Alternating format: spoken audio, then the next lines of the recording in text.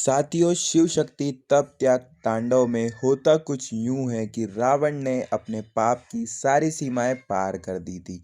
अभी तक तो रावण महादेव से बचा हुआ था। महादेव ने रावण के ऊपर अभी कोई भी कदम नहीं उठाया था। देवगण रावण के विरुद्ध थे, लेकिन अभी तक महादेव रावण के सामने खड़े नहीं हुए थे। लेकिन रावण ने कुछ ऐसा कर दिया जिसके कारण महादेव को रावण के सामने खड़ा होना पड़ा।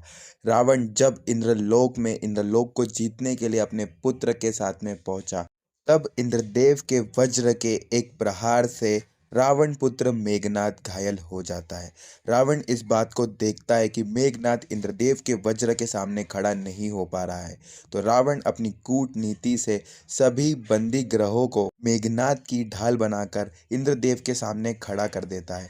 इंद्रदेव धर्म परीक्षा में खड़े हो जाते हैं। वह सभी लोगों से कहते हैं कि आप अलग हट जाइए, मैं आप लोगों के ऊपर वार कैसे कर सकता हूँ?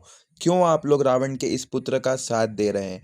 लेकिन वो सभी ग्रह रावण के बंदी हैं, तो उन्हें रावण के हर हुक्म का पालन करना होगा। इस वजह से वह रावण के किसी भी आदेश को टाल नहीं सकते। इसी बात का फायदा उठाकर रावण इंद्रदेव के ऊपर हावी हो जाता है।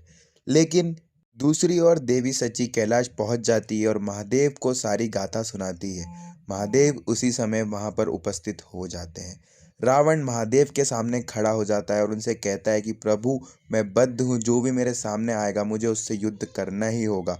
लेकिन समस्या यह है कि इस बार रावण के सामने महादेव नहीं बल्कि काल भैरव खड़े होंगे, जो कि उससे युद्ध करने वाले हैं। तो काल भैरव के क्रोध को तो हम सभी लोग बहुत अच्छे से जानते और समझते हैं। वे काल भैरव ही थे जिन्होंने देवी सती के पिता यानी कि प्रजापति दक्ष का शीश उनके धड़ से अलग कर दिया था और उन्होंने उसके शीश की जगह बकरे का शीश लगा दिया था। तो यह बात तो हम सभी जानते हैं कि काल भैरव बहुत ही ज़्यादा क्रोधित हो जाते हैं और उनके सामने खड़ा होना किसी के लिए भी नामुमकिन है।